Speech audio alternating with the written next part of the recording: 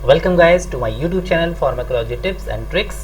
Last video में हमने देखा था कि कैसे लिपिड जो है बॉडी के अंदर एब्जॉर्ब होता है, कैसे उसका एसिमिलेशन होता है। और आज की वीडियो में हम देखने वाले हैं कोलेस्ट्रॉल क्या होता है, कोलेस्ट्रॉल से कैसे एलडीएल बनता है, उससे कैसे एचडीएल बनता है। ओके, कौन सा गुड कोलेस्ट्रॉल होता है, कौन सा बैड कोलेस्ट्रॉल होता है, क्या प्रोसेस होती है, कैसे लीवर से कोलेस्ट्रॉल बाहर की तरफ जाता है, क्या क्या पैरामीटर्स होते हैं। So all the things will be discussed in this video. So video को कम्प्लीटली ज़रूर देखिएगा ताकि आपको पूरी इन्फॉर्मेशन मिल सके। सो गाइज बनी रही है वीडियो मेरे साथ में। सो गाइज चलिए स्टार्ट करते हैं आज का वीडियो। वीडियो स्टार्ट करने से पहले आई रिक्वेस्ट जो भी पर्सन यहाँ नए हैं, kindly like subscribe the channel and hit the bell notification ताकि आपको जो भी इंफॉर्मेशन जो भी वीडियोज़ आया यहाँ पर आए आपको मिल सके। सो गाइज चलिए स्टार्ट करते हैं आज का वीडियो। सबसे पहली चीज़ होती है कि लिपिड क्या होता है, राइट। तो लिपिड जो होता है it is a fatty acids are their derivatives and are insoluble in the water but soluble in the organic solvent. Okay, lipid का ध्यान आता ही हमें कुछ ऐसे ध्यान आता है कि लाइक कुछ फैटी सब्सटेंस है, कुछ ऑयली सब्सटेंसेस हैं।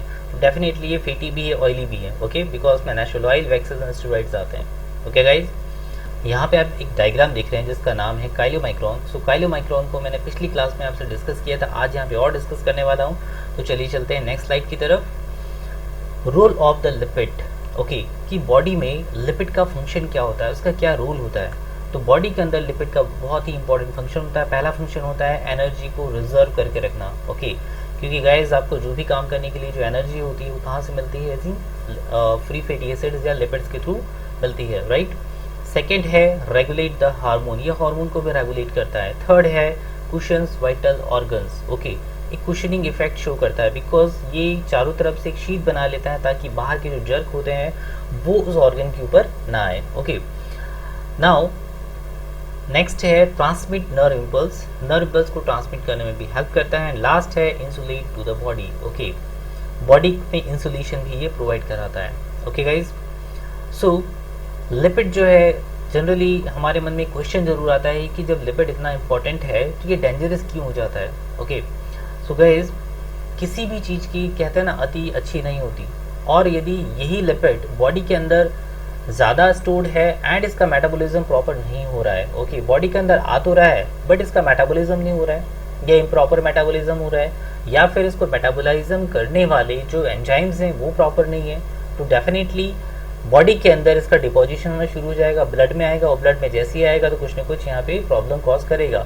सो आप यहाँ पे देख पा रहे हो कि टोटली डिपेंड करता है इसके मेटाबॉलिज्म के ऊपर। यदि प्रॉपर मेटाबॉलिज्म हुआ तो एनर्जी रिलीज होगी, एनर्जी यूज होगी। इम्प्रॉपर मेटाबॉलिज्म हुआ तो मेटाबॉलिक डिसऑर्डर्स होंगे, और वो जो मेटाबॉलिक डिसऑर्डर्स हैं वो यहाँ पे कार्डियक डिसीज के फॉर्म में उभर के आते हैं। ओके, सो यहाँ पे जैसे आप देख पा रहे हो कि यहाँ पे ऑलरेडी मैंने लिखा हुआ भी है कि प्रॉपर इसका मेटाबॉलिज्म होता है तो फैटी एनर्जी के फॉर्म में इसको जो है लिबरेट किया जाता है, ठीक है। बट यदि ये डिपोजिशन हो जाए और इसको काम करने वाली है, इसको तोड़ने वाले जो एंजाइम यदि कम हो जाए तो डेफिनेटली ये हमारी बॉडी की जो सेल्स होती है इस सेल्स को ये डैमेज करेगा। ओके गाइज, या स्प्लीन को डैमेज करेगा, लीवर को डैमेज करेगा, बोन मैरो को डैमेज करेगा। Now it become the dangerous to the body.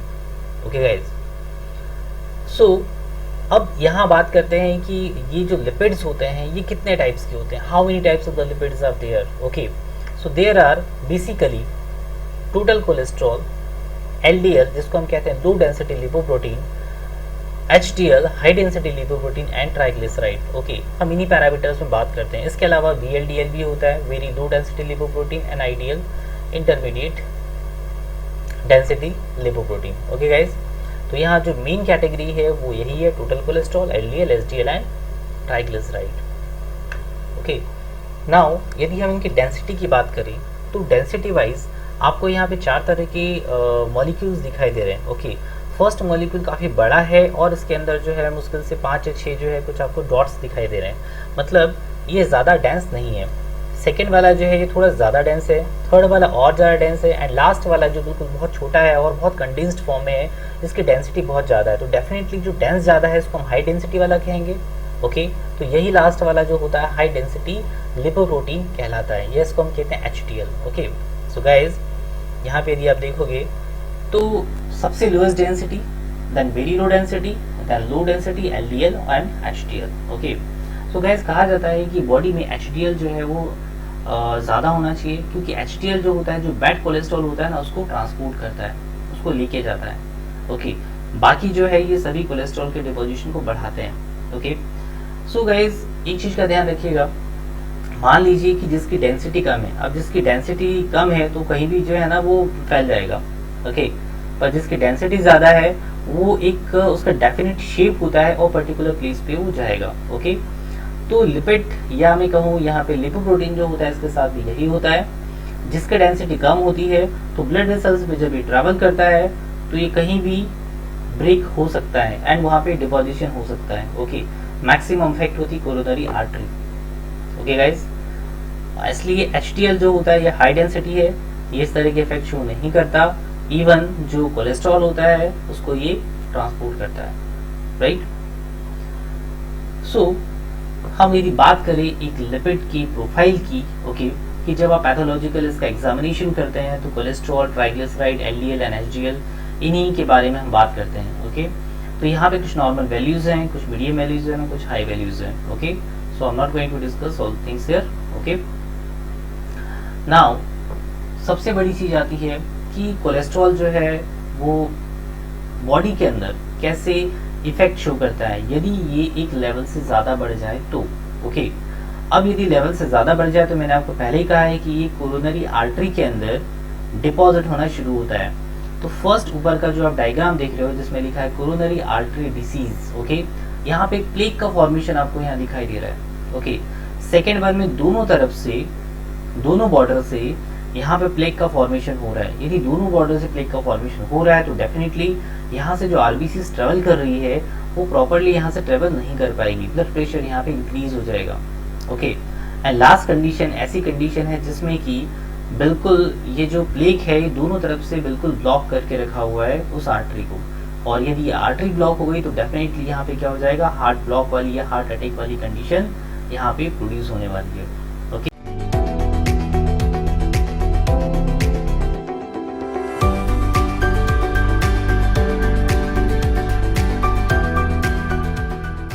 बात करने वाले काइलोमाइक्रोन की जर्नी के बारे में। ओके, बिकॉज इससे ही आपको नेक्स्ट समझ में आएगा कि कोलेस्ट्रॉल क्या होता है, LDL क्या होता है, HDL क्या होता है। ओके, सब पैरामीटर जो है वो इसी के थ्रू आपको यहाँ पे समझ में आने वाले हैं। ओके गाइस, सो सबसे पहले हम बात करते हैं, जिस लास्ट वीडियो में हमने देखा था कि काइलोमाइक्रोन जो होता है ये हमारे लैक्टिकल्स के अंदर आता है और फिर ये थोड़े से डक्ट के थ्रू होता हुआ हमारी ब्लड में चला जाता है। ओके, सो यहाँ पे हम देखते हैं कि जैसा आप यहाँ पे डायग्राम में देख पा रहे हो। ओके, मैंने एक डायग्रामेटिक फॉर्म में इसको रिप्रेजेंट किया है, होप सो कि आपको समझ में आएगा। सो यहाँ जो काइलोमाइक्रोन होता है, इस काइलोमाइक्रोन के अंदर यहाँ प्रेजेंट होता है ट्राइग्लिसराइड। ओके गाइस, तो ये ट्राइग्लिसराइड कहाँ पे आता है, इस ब्लड वेसल्स के अंदर आता है, राइट। तो काइलोमाइक्रोन जो है इस ब्लड वेसल्स के अंदर आता है। ओके, जो येलो स्पॉट आप देख रहे हो ये ब्लड वेसल्स के अंदर है आपका काइलोमाइक्रोन। ओके, नाउ यहाँ पे इसकी जो एंडोथेलियल सेल्स होती है, राइट, जो ब्लड वेसल्स की जो एंडोथेलियल सेल्स होती है इसमें यहाँ पे होता है एक लाइपोप्रोटीन लाइपेज एंजाइम। ओके, तो ये लाइपोप्रोटीन लाइपेज एंजाइम क्या करता है, ये हाइड्रोलाइज कर देता है इस ट्राइग्लिसराइड को। ओके, तो ये ट्राइग्लिसराइड देन हाइड्रोलाइज होता है और ये कन्वर्ट हो जाता है किसके अंदर, फैटी एसिड्स के अंदर, right. It is converted into the fatty acids. अब ये जो फैटी एसिड होता है इसका यूज किया जाता है एनर्जी के फॉर्म में या फिर ये फैट के फॉर्म में एडिपोज टिश्यू के अंदर जाके स्टोर हो जाता है। ओके, अब यदि यहाँ से फैट निकल गया, फैटी एसिड निकल गया तो क्या बचेगा, यहाँ पे रेमिनेंट बचेगा। किसका रेमिनेंट, काइलोमाइक्रोन का रेमिनेंट। तो यहाँ पे ये बच जाता है काइलोमाइक्रोन का रेमिनेंट। ओके, इस रेमिनेंट के अंदर कोलेस्ट्रॉल एंड ट्राइग्लिसराइड दोनों ही प्रेजेंट होते हैं। ओके, नाउ ये जो काइलोमाइक्रोन रेमिनेंट है ये जाता है कहाँ पे, लिवर के पास, राइट। तो ये लीवर में अंदर जाता है। ओके, लीवर में जैसे ही अंदर जाएगा, जाने के बाद यहाँ से ये कन्वर्ट होता है फ्री कोलेस्ट्रॉल में, राइट। ये कन्वर्ट होता है फ्री कोलेस्ट्रॉल के अंदर एंड फ्री कोलेस्ट्रॉल जो है ये कन्वर्ट हो जाता है बाइल के अंदर। ओके, तो ये इसका एक पाथ हुआ, नंबर 1। नंबर 2, लिवर जो है वो यहाँ से सीक्रेट करता है क्या, VLDL, very low density lipoprotein, this is called the VLDL। Okay, इस VLDL में ट्राइग्लिसराइड का कॉन्सेंट्रेशन इस कोलेस्ट्रॉल ईस्टर से ज्यादा होता है। ओके, मतलब वीएलडीएल के अंदर ट्राइग्लिसराइड ज्यादा अमाउंट में होता है। ओके, तो ये जो वीएलडीएल होता है ये लिपोप्रोटीन लाइपेज एंजाइम की प्रेजेंस में फैटी एसिड को लिबरेट कर देता है, क्योंकि ये ब्रेकडाउन होगा।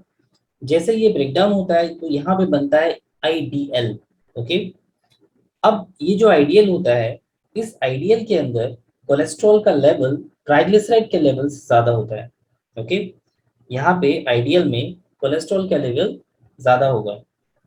अब ये जो आइडियल है इसमें से 50% कहाँ स्टोर हो जाता है, लीवर के अंदर। ये फिर से वहां से वापस चला जाता है लीवर के अंदर। ओके, अब जो रिमेनिंग 50% है, ओके, ये यहाँ से जो टीजी रिमेनिंग होता है ना, ये यहाँ पे क्या करता है, इसको भी लिबरेट कर देता है।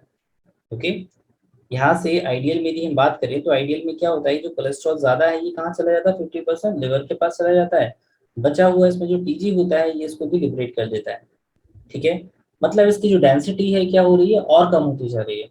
ठीक है, यहाँ से ये बन जाता है लो डेंसिटी लिपोप्रोटीन। ठीक है, अब इस लो डेंसिटी लिपोप्रोटीन के अंदर केवल यहाँ बचता है कोलेस्ट्रॉल, क्योंकि यहाँ से ट्राइग्लिसराइड जो है ये बाहर निकल गया। ठीक है, अब ये जो एलडीएल है जिसके अंदर केवल कोलेस्ट्रॉल ईस्टर प्रेजेंट है, ओके, इसके पास दो ऑप्शन है, राइट। पहला ऑप्शन ये है कि ज्यादा लॉन्ग टाइम के लिए या तो ये प्लाज्मा में रहने वाला है, ठीक है, या फिर जो बॉडी में अदर टिश्यूज हैं लिवर के अलावा, ओके, तो बॉडी के अदर टिश्यूज में यहाँ प्रेजेंट होते हैं LDL receptors. These are the LDL receptors. Okay, तो ये एलडीएल जो होता है इस रिसेप्टर से बाइंड होता है और इंसर्ट हो जाता है अदर टिश्यूज के अंदर। ओके, जैसे ही यहाँ पे बाइंड होता है और इंसर्ट होता है अदर टिश्यूज के अंदर, तो इसका हो जाता है डीस्टरिफिकेशन। ओके, यहाँ पे इसका हो जाता है डीस्टरिफिकेशन। ये आप देख पा रहे हो, यहाँ पे डीस्टरिफिकेशन हो रहा है, मतलब एस्टर ग्रुप इससे हट जाएगा। अब एस्टर ग्रुप यदि हटेगा तो यहाँ क्या बचेगा, केवल कोलेस्ट्रॉल। ओके, तो इस तरह से यहाँ से कोलेस्ट्रॉल लिबरेट होता है। पर ये जो कोलेस्ट्रॉल होता है इसका यूज हो जाता है किसके लिए, मेम्ब्रेन को बनाने के लिए। आपने पढ़ा होगा कि जो बायोलॉजिकल मेम्ब्रेन होती है लिपिड और प्रोटीन की बनी होती है। तो जो लिपिड होता है ये कोलेस्ट्रॉल वाला लिपिड होता है, ओके, जो कि सेल मेम्ब्रेन को बनाता है, राइट। बट यदि सेल मेम्ब्रेन डिग्रेड होती है, ओके, यदि ये जो सेल मेम्ब्रेन डिग्रेड होती है तो अगेन यहाँ से क्या होगा, कोलेस्ट्रॉल जो होगा वो लिबरेट हो जाएगा। ठीक है, एंड यहाँ से डिग्रेडेशन के बाद ये बनाता है हाई डेंसिटी लिपोप्रोटीन। ठीक है, क्या बनाता है यहाँ से, हाई डेंसिटी लिपोप्रोटीन। तो सेल मेम्ब्रेन की डिग्रेडेशन होने के बाद बनता है आपका एचडीएल, राइट। ये HDL lecithin cholesterol acetyl transferase, okay, ये एंजाइम है। इस एंजाइम के थ्रू ये कन्वर्ट हो जाता है कोलेस्ट्रॉल में। ओके, मतलब यदि हम इनडायरेक्टली यदि बात करें तो इनडायरेक्टली ये जो कोलेस्ट्रॉल होता है इस कोलेस्ट्रॉल को कहाँ पहुंचाता है, ये लिवर के अंदर। ठीक है, इस कोलेस्ट्रॉल को ट्रांसमिट करता है लिवर के अंदर। तो एचडीएल का यहाँ काम क्या हो गया, जो फ्री कोलेस्ट्रॉल था इस फ्री कोलेस्ट्रॉल को कहाँ पहुंचा रहा है, ये लिवर के अंदर। That's why it is a good cholesterol. Okay, HDL जो होता है ये आपका high density lipoprotein good level का कोलेस्ट्रॉल होता है। ठीक है, तो ये थी ओवरऑल साइकिल, जिसमें कि यहाँ पे मैं इसको फिर से रिवाइज कर रहा हूँ आपको कि ये कहाँ से स्टार्ट हुआ था, काइलोमाइक्रोन से स्टार्ट हुआ था।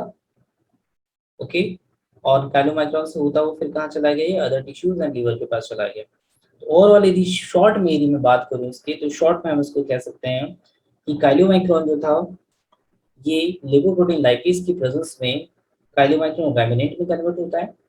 काइलोमाइक्रोन लैमिनेट जो है ये यहाँ से इसके अंदर जो कोलेस्ट्रॉल होता है लिवर के अंदर जाता है।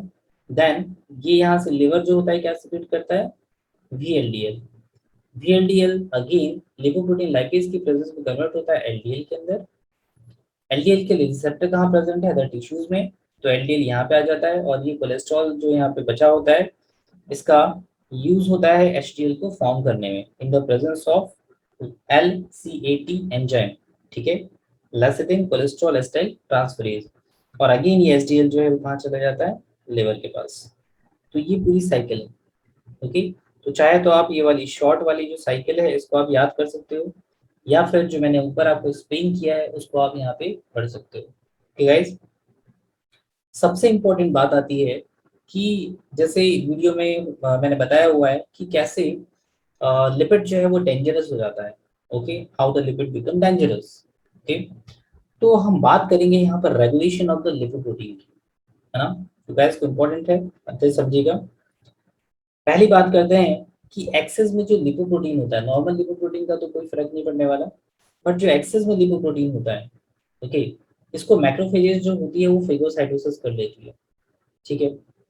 बट यदि यहाँ पे जो लिपोप्रोटीन है इसका एक नॉर्मल लेवल पे जब डिग्रेडेशन होता है तो कोई प्रॉब्लम नहीं होती, बट यदि इसका डिग्रेडेशन बहुत ज्यादा अमाउंट में हो रहा है, ठीक है, जिसकी वजह से कोलेस्ट्रॉल जो है इसका डिपोजिशन होना शुरू हो जाता है, ठीक है। बहुत ज्यादा मात्रा में यदि इसका डिग्रेडेशन होता है तो कोलेस्ट्रॉल बनता है, और ये एक्सेस ऑफ कोलेस्ट्रॉल जो होता है ये फिर आर्टरी के अंदर जाके यहाँ पे प्लेक का फॉर्मेशन करता है। ओके, यहाँ जो आप येलो स्पॉट देख रहे हो, this is a plaque, this is a plaque, और ये प्लेक कहाँ होता है, आर्टरी के अंदर जाके जमा हो जाता है, जिसको हम कहते हैं एथेरोमास। ओके, एंड जो अफेक्टेड आर्टरी होती है वो होती है कोरोनरी आर्टरी मैक्सिमम। इसकी वजह से यहाँ पे वीएल लेवल का लेवल और एलडीएल का लेवल यहाँ पे इंक्रीज होना शुरू हो जाता है, और इसी को हम कहते हैं हाइपर कोलेस्ट्रीमिया। ओके, या हाइपर लिपिडेमिया, इसी कंडीशन को कहा जाता है हाइपर लिपिडेमिया। ओके गाइस, और इसी के लिए हम फिर आगे ट्रीटमेंट के फॉर्म में यहाँ पे हम देते हैं anti hyper lipidaemic drugs. Okay, so hope so guys आपको यहाँ पे डायग्रामेटिक फॉर्म में समझ में आया हो। क्लासिफिकेशन के बारे में यहाँ पे मैंने क्लासिफिकेशन लिख रखा है, राइट, जिसमें डिफरेंट क्लासेस हैं। तो इस जो डिफरेंट क्लासेस हैं इसके बारे में, इसके जो ट्रिक्स हैं कि कैसे इसको याद किया जाए, बिकॉज काफ़ी सारी ड्रग हैं, काफ़ी सारी इसमें क्लासेस हैं, तो मे बी याद करने में प्रॉब्लम हो सकती है। जिन लोगों को याद होता है तो इट्स वेरी गुड, जिन लोगों को याद नहीं होता है, सो गाइस इसका जो नेक्स्ट वीडियो आने वाला है, इस वीडियो में मैंने ऑलरेडी कुछ ट्रिक्स दी हुई है, उसके थ्रू आप इसको इजीली याद कर पाओगे। Okay guys, so guys, so for that बने रहिएगा मेरे साथ नेक्स्ट वीडियो, नेक्स्ट पार्ट के लिए, बिकॉज हम आप बहुत कुछ जो है सीखने वाले हैं, फनी ट्रिक्स के बारे में बात करने वाले हैं, तो उसको मिस मत करिएगा। So guys, thank you very much for this video, bye bye.